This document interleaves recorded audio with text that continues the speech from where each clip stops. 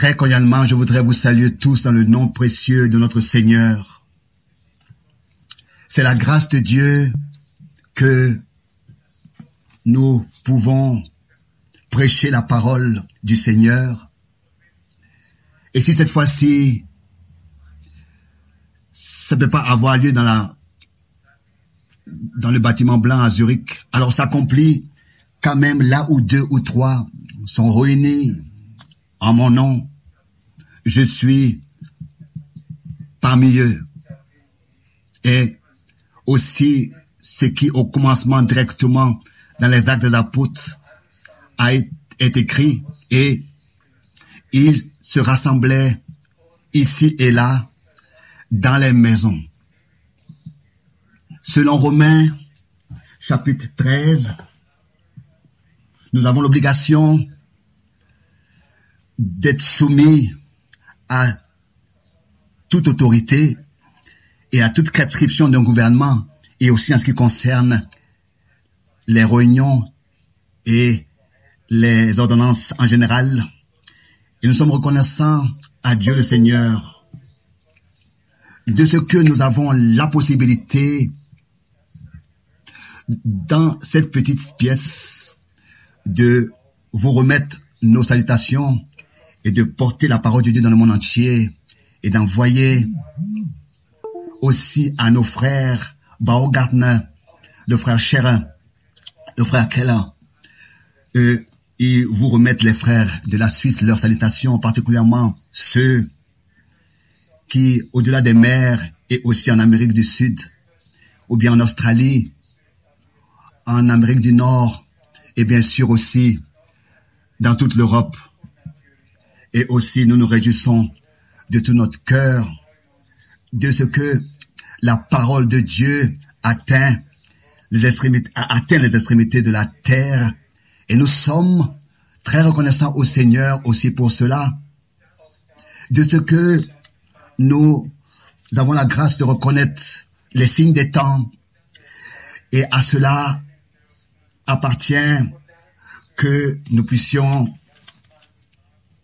mentionner Matthieu 24, Luc 21, Marc 13, et lire ces chapitres là où le Seigneur a tout dit à l'avance, ce qui allait venir et s'arriver et arriver, et des pestes et des famines, des tremblements de terre, des catastrophes de toutes sortes.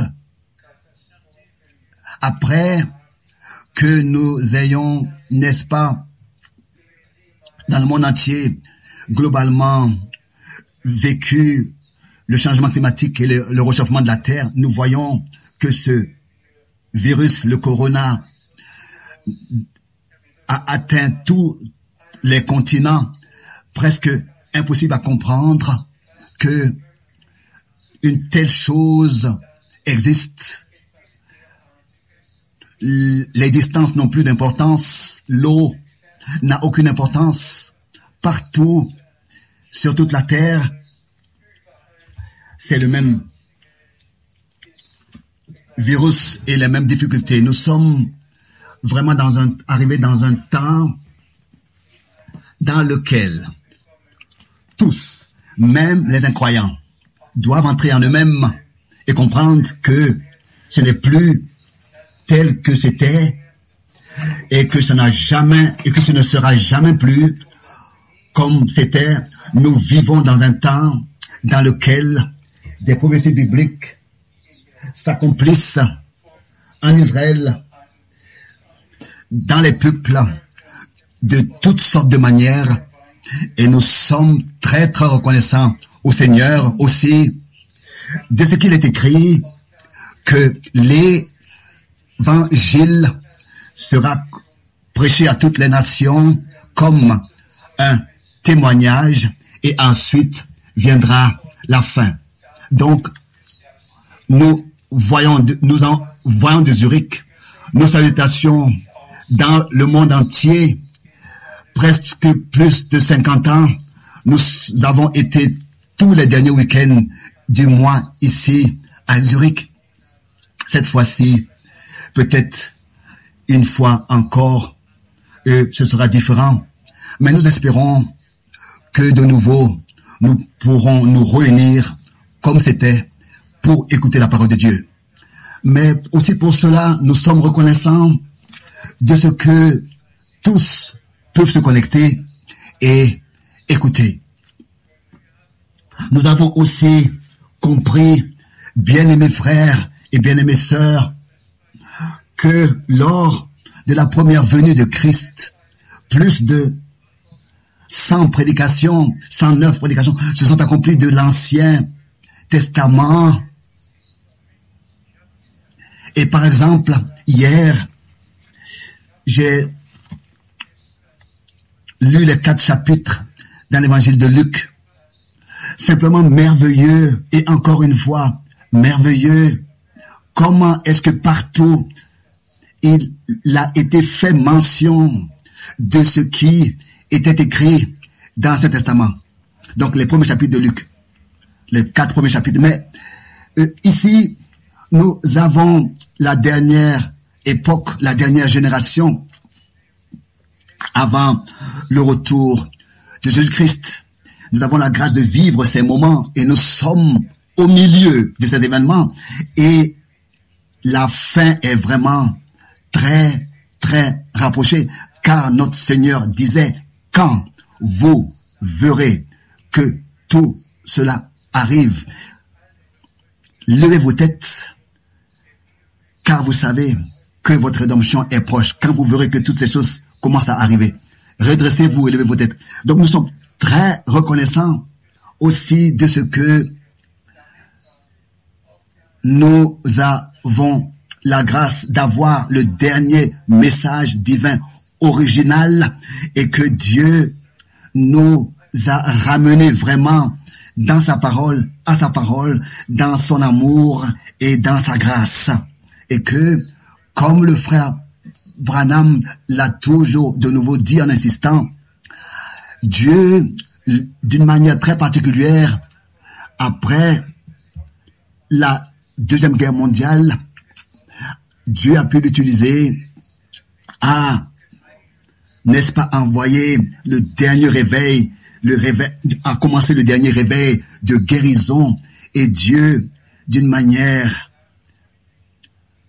unique et particulière, a pu l'utiliser. Mais ensuite, a suivi la deuxième partie, pas seulement l'évangélisation et la guérison des malades et la conversion, mais aussi l'introduction dans tout le dessein du salut de Dieu, l'ouverture des 7 sceaux. Et nous pouvons remercier le Seigneur de tout notre cœur de ce que nous avons été informés de ce que Dieu a déterminé pour cette époque. Et à cela appartient la promesse que notre Seigneur, dans Matthieu 17 et aussi dans Marc 9, a dit en répétant, Élie vient premièrement et rétablira toutes choses dans l'état primitif, comme autrefois le prophète Élie avait rassemblé le peuple et sur la montagne de Carmel, la décision devait être prise. Et voilà que il a pris les 12 pierres selon les 12 tribus et il l'a rétabli. L'autel du Seigneur, il a apporté le sacrifice sur l'autel, il a versé de l'eau et ensuite il a prié. Seigneur, Dieu Tout-Puissant, que aujourd'hui cela soit manifesté, que tu es le seul vrai Dieu en Israël et que je suis ton serviteur et que j'ai fait tout selon ta parole. Et voici que la réponse vint du haut des cieux. Dieu a répondu de feu, avec du feu, et a consumé le sacrifice et l'autel en tant qu'une confirmation visible que cet homme avait agi, mandaté par le Seigneur. Et de la même manière encore, c'est aussi dans notre temps. C'est vraiment un mandat divin que frère Branham a exécuté par la grâce de Dieu. Et à cela appartenait, n'est-ce pas, que l'enseignement des 12 apôtres soit nouvellement rétabli sur le chandelier et que tout dans l'église de Jésus-Christ soit ordonné bibliquement. Pas d'enseignement étranger, pas d'interprétation, pas d'explication, mais le même évangile de Jésus-Christ qui fut, n'est-ce pas, prêché il y a 2000 ans d'ici, à l'époque déjà sous un mandat divin, et Paul déjà pouvait donner cette exhortation et cet avertissement dans Galates chapitre 1 au chapitre 8 concernant ceux qui prêchent un autre évangile. Bien-aimés frères et sœurs,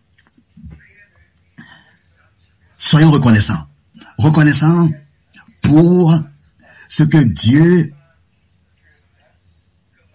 a révélé dans notre temps.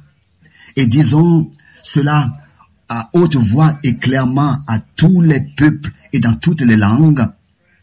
Nous sommes à la fin du temps, nous sommes arrivés à la fin du temps de la grâce, et que je puisse aussi mentionner cela brièvement concernant ce que frère Branham a dit en insistant, a répété en insistant, que depuis les jours de la Réformation, un nouveau commencement a été fait.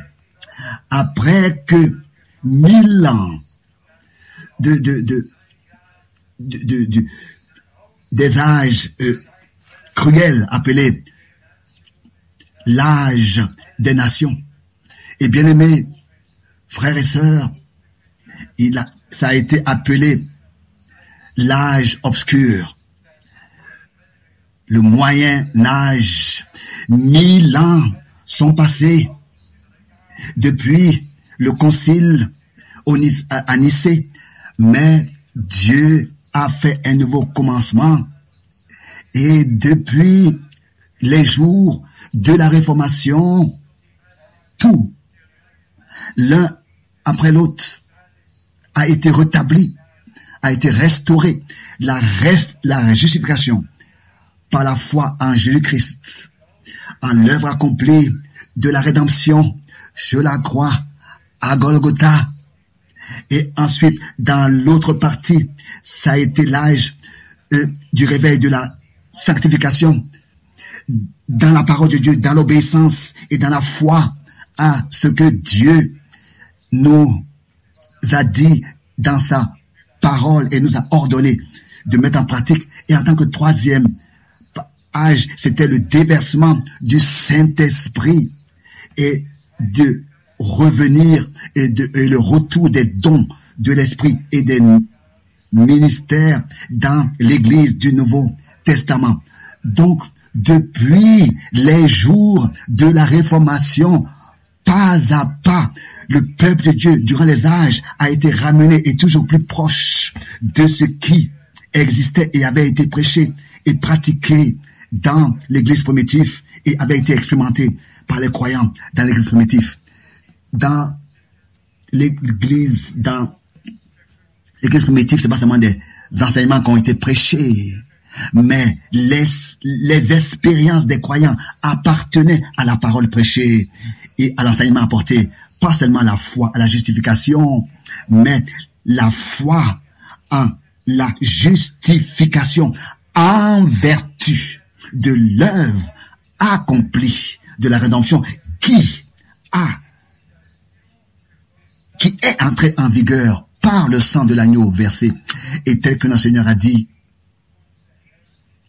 ceci est mon sang, le sang de la nouvelle alliance qui a coulé pour le pardon des péchés de plusieurs. Mais donc, pas seulement un enseignement, mais une expérience personnelle du salut que nous faisons en croyant à la justification prêchée par la foi en Jésus-Christ. Et c'est la même chose aussi avec la sanctification. Et tous nous savons ce qui a été prêché. Comment est-ce que les croyants doivent vivre? Comment est-ce que les hommes doivent vivre? Les maris doivent vivre? Comment est-ce que les femmes doivent vivre? Tout a été ordonné et enseigné dans la Bible. Et c'est en cela que, en mettant ces choses en pratique, nous sommes sanctifiés en obéissant, en mettant en pratique ce que Dieu ordonne. Celui qui ne pratique pas ça ne peut pas être sanctifié. Il faut alors que dans la foi et l'obéissance, cela ait lieu. Et de la même manière aussi, c'est avec la réception du Saint-Esprit, avec le baptême d'esprit et de feu, d'être revêtu de la puissance d'en haut. Jean-Baptiste l'a dit à haute voix. Moi, je vous baptise d'eau pour la repentance, mais celui qui vient après moi, il vous baptisera d'esprit et de feu. Et ensuite, le passage à Actes des Apôtres, dans le 2e chapitre, nous pouvons le lire, ce qui s'est passé alors que l'effusion du Saint-Esprit a eu lieu, alors que l'Église du Nouveau Testament, d'une manière surnaturelle, a été fondée. Le sang était versé, Golgotha avait eu lieu, la rédemption était accomplie. Et maintenant, les rachetés ont été revêtus de la puissance d'en haut par le baptême d'esprit et de feu et ont pu commencer leur ministère. Mais maintenant, nous sommes dans vraiment le dernier laps du temps, après, n'est-ce pas, tout ce que nous avons vu, le réveil pentecôtiste qui ensuite est passé à un réveil, est tombé dans un réveil charismatique. Mais malgré tout, tous sont restés dans leur fausse doctrine. Et ça, je le dis avec un cœur brisé.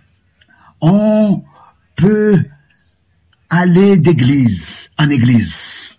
Partout, Notre Père est prié, est récité. La confession de foi est récitée. Les Écritures, les versets sont lus. Et malgré tout, tous ont leur propre confession de foi, leurs propres ordonnances, leur propre doctrine. Dans toutes les églises, les communautés, les églises libres, tout est resté jusqu'aujourd'hui. Mais par la grâce de Dieu, nous avons reconnu que par le ministère de Frère Branham, il y a eu un appel à sortir, un exode de toutes les doctrines, les credos qui n'avaient rien à voir à faire et qui n'étaient pas en accord avec la parole et la parole de Dieu. Cet exode, cette sortie devait avoir lieu et a lieu encore maintenant, que tous, de toute cette confusion, de toute cette captivité babylonienne, soient appelés à sortir, soient conduits à sortir selon la parole de l'Écriture. Vous, mon peuple, séparez-vous. Ne touchez à rien d'impur. C'est ainsi que je vous agréerai et que vous serez mes fils et mes filles. Et ce que je dois encore dire est une douleur, est une grande douleur pour moi.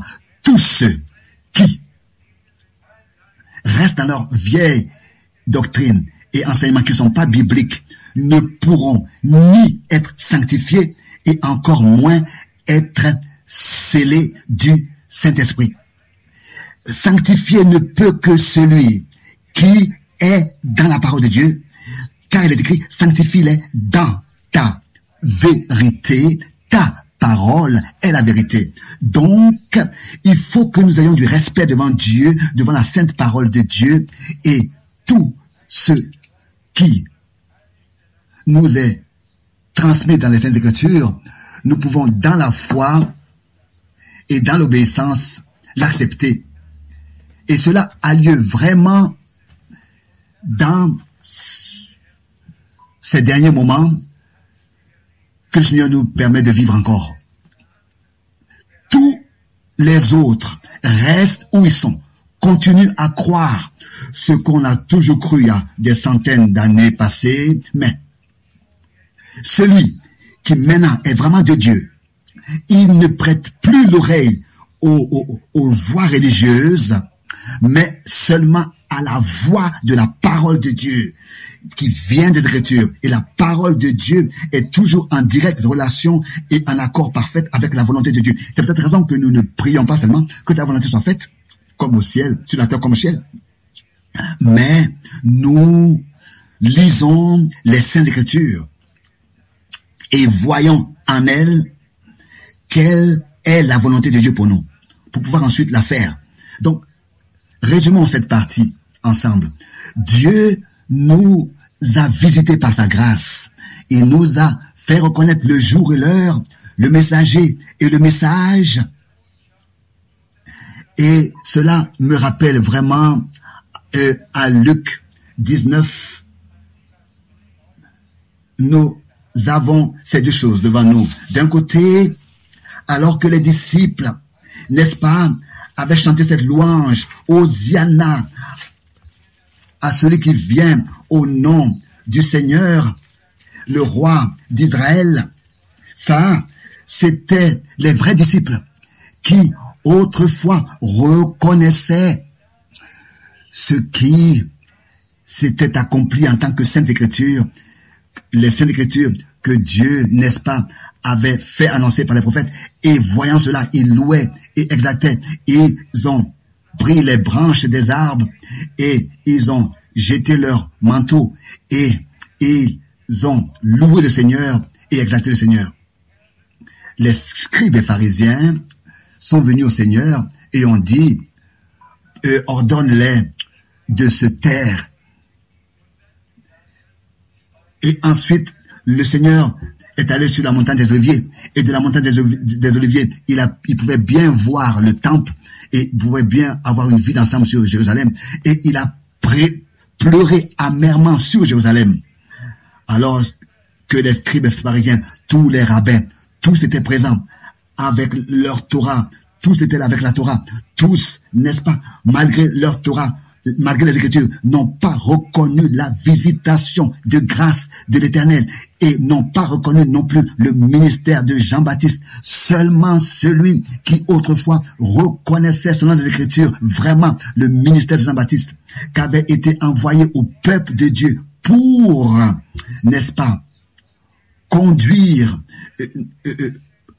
au Seigneur un peuple bien disposé, pour présenter au Seigneur un peuple bien disposé. C'est comme ça que c'est écrit dans Luc, le chapitre 1, versets 16 et 17. Celui qui reconnaissait le ministère de Jean-Baptiste, croyait à ce ministère, avait la possibilité de se préparer pour ensuite prendre part à ce qui allait être accompli par l'œuvre accomplie de la rédemption, et le jour de la Pentecôte être présent et expérimenter ce que Jean-Baptiste avait prêché. C'est la même chose encore aujourd'hui, frères et sœurs. Ce n'est pas de s'élever, ce n'est pas de l'orgueil de dire que celui qui maintenant reconnaît le ministère que Dieu a déterminé pour ce temps, il sera conduit à prendre part à l'accomplissement des promesses pour ce temps. Il va les accepter, il va les croire et il va sortir de tout ce qui n'est pas en accord avec Dieu et la parole de Dieu. Et c'est ainsi qu'il sera sanctifié dans la parole de la vérité et préparé jusqu'à le scellement du Saint-Esprit pour le jour glorieux de la transformation de notre corps, de la rédemption de notre corps, de l'adoption de notre corps. Je veux lire dans 1 Pierre, le premier chapitre, quelques écritures. 1 Pierre, le premier chapitre, à partir du verset 18.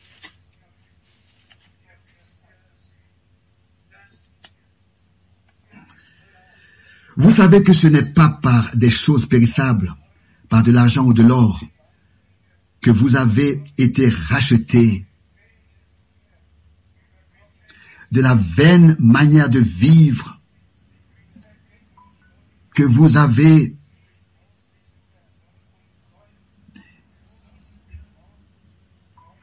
hérité de vos pères.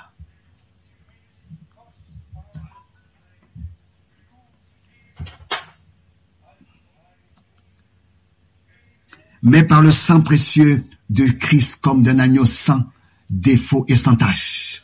Ici, l'apôtre a apporté l'œuvre de la rédemption vraiment dans son noyau. Pas racheté avec de l'or et de l'argent, mais par le sang précieux de Christ comme d'un agneau sans défaut et sans tache. Nous sommes rachetés.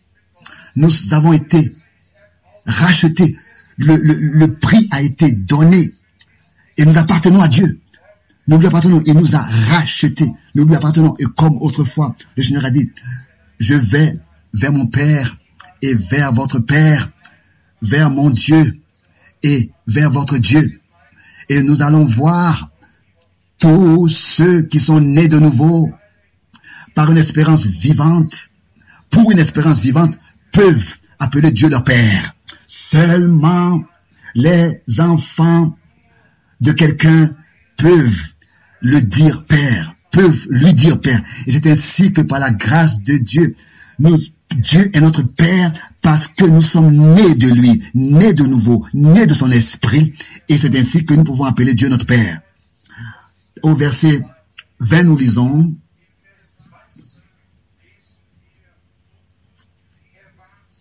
prédestiné avant la fondation du monde, il fut manifesté à la fin des temps à cause de vous. À cause de vous. À la fin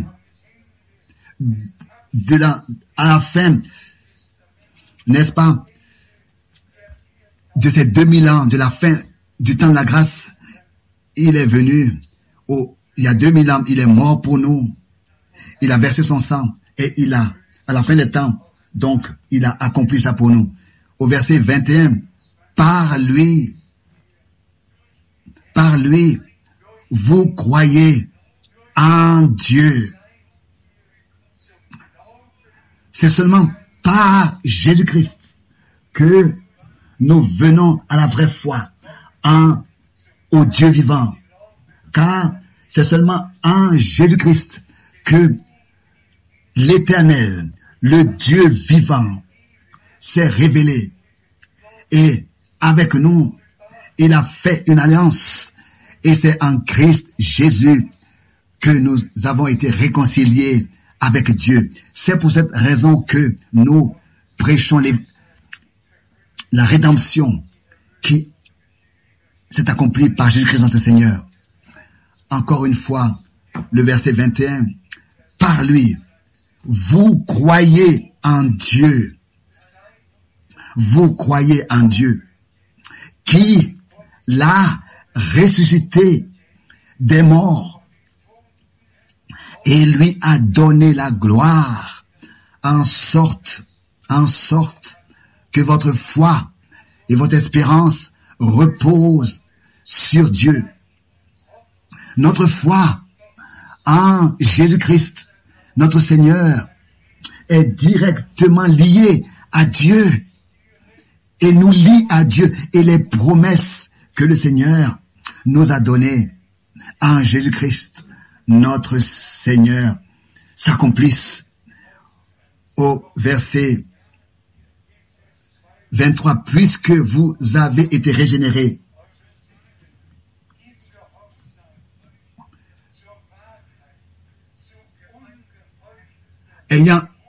Puisque vous avez été régénérés, non par une semence corruptible, ayant purifié vos âmes, verset 22, ayant purifié vos âmes, en obéissant à la vérité, pour avoir un amour fraternel sincère, aimez-vous ardemment les uns les autres de tout votre cœur. Que le nom du Seigneur soit loué. D'abord, racheté par le sang de l'agneau, sanctifié dans la parole de la vérité. Et à cela appartient l'obéissance à la vérité. Par lui, vous croyez en Dieu, au verset 22, ayant purifié vos âmes en obéissant à la vérité. Pour avoir un amour et fraternel sincère, en allemand sans hypocrisie. Et au verset 23, puisque vous avez été régénérés, non pas une semence corruptible, mais par une semence incorruptible. En allemand, puisque vous avez été nés de nouveau, non par une semence corruptible, mais par une semence incorruptible, par la parole vivante et permanente de Dieu. Alléluia. La parole est la semence. Par les interprétations, par les explications, l'homme des hommes, mais la parole de Dieu originale, telle que elle est sortie de la bouche de Dieu.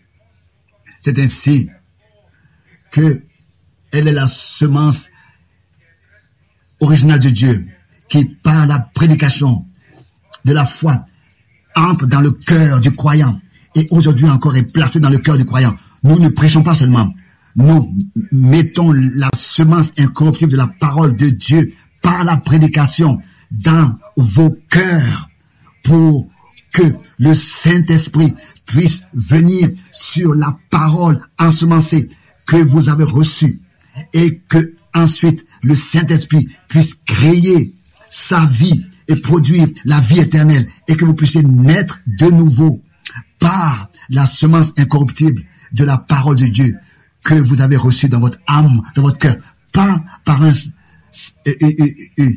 une pratique, un sacrement ou bien par une pratique religieuse que quelqu'un pourrait faire, mais c'est l'œuvre, c'est la parole de Dieu, c'est l'œuvre de Dieu et c'est l'Esprit de Dieu qui crée la vie en nous. Et ensuite, au verset 24, car toute chair est comme l'herbe et toute sa gloire comme la fleur de l'herbe. L'herbe sèche et la fleur tombe. Et maintenant arrive.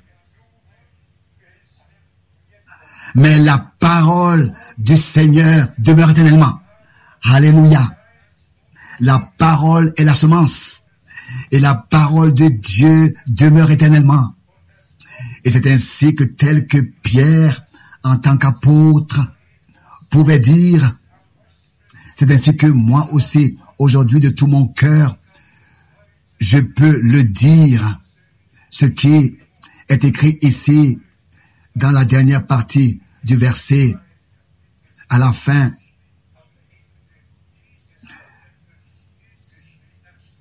Mais la parole et cette parole, verset 25, la dernière partie, et c'est cette parole qui vous a été prêchée en tant qu'évangile. Disons encore une fois, le verset 25, la parole du Seigneur demeure éternellement. Mais ceci est la parole qui vous a été prêchée en tant que message du salut, en tant que évangile, en tant que message de joie, bonne nouvelle. Et c'est ainsi que nous pouvons vous prêcher l'évangile, le plein évangile. C'est ainsi que, aussi certain que tout ce qui le coûte de notre bouche expérimente tout ce que Dieu, par sa grâce, en vertu de l'œuvre accomplie de la rédemption, nous a accordé en Christ et que ces choses peuvent être manifestées par la foi dans notre vie. La foi et l'obéissance vont ensemble. Que ces paroles de Pierre de l'épître de Pierre soit reçu dans le cœur de tous. Aussi particulièrement ici, la parole du Seigneur demeure éternellement. Et c'est cette parole du Seigneur-là, c'est cette sainte parole sainte-là, cette sainte parole-là, cette sainte parole, c'est celle-là que nous vous prêchons. Le Seigneur Dieu, qui puisse garder tous, bénir tous, et encore une fois, revenir au commencement. Ce qui se passe maintenant sur terre n'a jamais existé. Tous les continents sont atteints, c'est une pandémie, mais disons encore, tout se passe dans le monde entier, et particulièrement la prédication du dernier message. De la même manière, a lieu aussi dans le monde entier, dans tous les peuples, les langues et les nations, est à entendre et à écouter, et que tous ceux qui se sont connectés, et il y a plus de 6000 qui sont connectés, et nous remercions Dieu le Seigneur pour cela. Et aussi, je me répète, même si nous ne pouvons pas être aujourd'hui réunis à Zurich, dans la salle, nous avons tous la possibilité de la maison d'être connectés et d'écouter. Et aussi, nous attendons déjà à ce dimanche où nous pourrons de nouveau nous retrouver à Zurich, dans la salle où nous nous sommes toujours rassemblés. Que Dieu le Seigneur puisse bénir tous et nous accorder des yeux ouverts, des oreilles ouvertes, la pleine compréhension, et que la sainte et précieuse parole de Dieu, que nous avons la grâce de prêcher par la grâce de Dieu, qu'elle ne puisse pas revenir sans effet, mais qu'elle puisse produire l'effet pour lequel elle a été envoyée et exécuter la volonté du Seigneur dans nos cœurs à tous. Que la grâce et la paix de Dieu soient avec vous tous au saint nom de Jésus-Christ. Alléluia. Amen.